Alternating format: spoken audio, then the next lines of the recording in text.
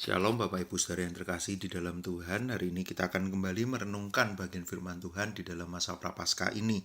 Kita akan melihat satu bagian firman Tuhan dari Roma 10 ayat yang kedua.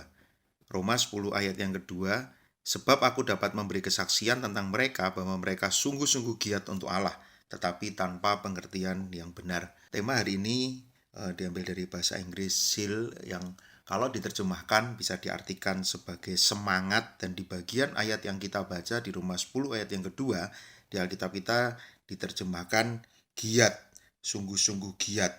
Ayat ini punya arti yang tentu kalau kita lihat sepintas, bahkan kalau di bahasa Inggrisnya pun kita bisa melihat bagaimana hal ini menunjukkan satu semangat, satu antusias, satu kesungguhan, satu hal yang membuat kita mau melakukan itu, kita mau memberikan yang terbaik. Tetapi yang menarik, di dalam bagian firman Tuhan, kata ini bukan hanya dipakai untuk diterjemahkan dengan giat, tapi kata yang sama diterjemahkan di beberapa bagian firman Tuhan, misalnya Roma 13 ayat 13. Marilah kita hidup dengan sopan seperti pada siang hari. Jangan dalam pesta pora dan kemabukan, jangan dalam percabulan dan hawa nafsu, jangan dalam perselisihan dan iri hati. Kata ini kalau mau diterjemahkan secara literal bisa diterjemahkan sebagai sesuatu yang memanaskan, mungkin yang membakar. Dalam hal baik kita bisa melihat semangat itu adalah sesuatu yang berkobar-kobar, yang membakar hati kita, membuat kita mau memberikan yang terbaik. Tapi yang menarik ketika kita melihat diterjemahkan dengan iri hati, atau diterjemahkan dengan cemburu atau dengki, ternyata kata ini bisa menjadi sesuatu yang membakar, tapi bukan membawa kepada arah yang baik.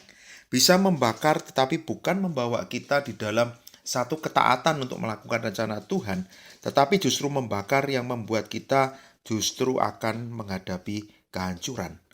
Di dalam bagian firman Tuhan, kalau yang tadi kita sudah baca di Roma 10 ayat yang kedua, di sini tentu ketika dituliskan juga bukan kebetulan. Dikatakan mereka sungguh-sungguh giat untuk Allah, tetapi tanpa pengertian yang benar. Saudara, tentu kita tidak meragukan orang Yahudi itu punya semangat di dalam pengabdian mereka kepada Allah dan menjalankan hukum Taurat.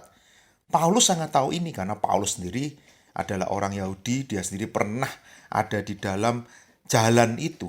Dia dulu di dalam keadaan yang aku mau membela hukum Taurat ini dan aku mau mencari orang-orang yang dianggap sebagai musuh, bahkan dia menganiaya orang Kristen. Tapi ketika dia akhirnya berjumpa dengan Kristus secara pribadi, ketika dia tahu sesungguhnya tentang kebenaran firman Tuhan itu, maka dia sekarang ada di jalan yang berbeda. Bukan di dalam jalan yang salah, tetapi di dalam jalan yang benar. Bukan di dalam jalan yang menghancurkan, tetapi di dalam jalan keselamatan Allah, yang bahkan bukan hanya untuk dia, tetapi juga menyelamatkan orang-orang yang akan mendengarkan berita Injil yang dia beritakan. Saudara, tentu kita tahu bagaimana sebelum bertobat Paulus juga berkobar-kobar, tetapi untuk hal yang salah.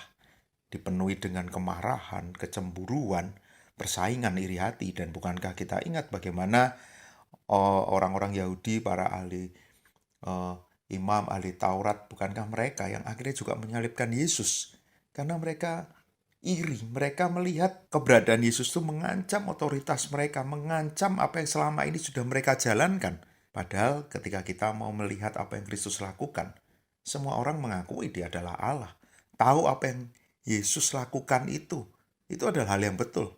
Dan ketika orang tahu itu, maka dia akan menyala berkobar di dalam mengikut Tuhan untuk menjadi murid Kristus. Begitu juga dengan kita hari ini. Apakah di dalam hati kita adakah api yang berkobar itu? Mengobarkan hati kita untuk boleh melakukan yang benar. Mengobarkan hati kita untuk kita boleh mengerjakan yang terbaik di dalam pengabdian kita kepada Tuhan. Karena kita tahu yang membakar ini bukan hanya karena kesenangan kita, karena dukungan dari orang sekitar kita. Roma 12 ayat 11, janganlah hendaknya kerajinanmu kendor, biarlah rohmu menyala-nyala dan layanilah Tuhan. Di sini ada terjemahkan juga sama kerajinan itu. Bagaimana kita mau giat di dalam mengikut Tuhan, karena roh itu menyala-nyala di dalam diri kita. Bahkan ketika kita sudah percaya kepada Kristus, kita tidak dibiarkan sendiri.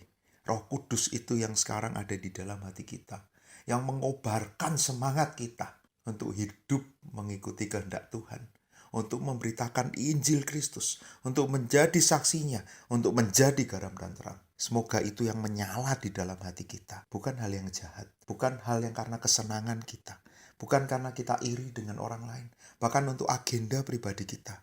Tapi kita mau menyala, kita mau rajin, kita mau giat melakukan untuk Tuhan. Kita tahu apa yang kita lakukan, karena kita sudah punya pengertian yang benar. Kita lakukan untuk Kristus, dan hidup kita mau terus memuliakan Tuhan. Mari kita berdoa. Bapa di surga, kobarkan terus semangat kami untuk mengikut Engkau, untuk memberitakan Injil, untuk menjadi garam dan terang. Di dalam nama Tuhan Yesus kami berdoa. Amin.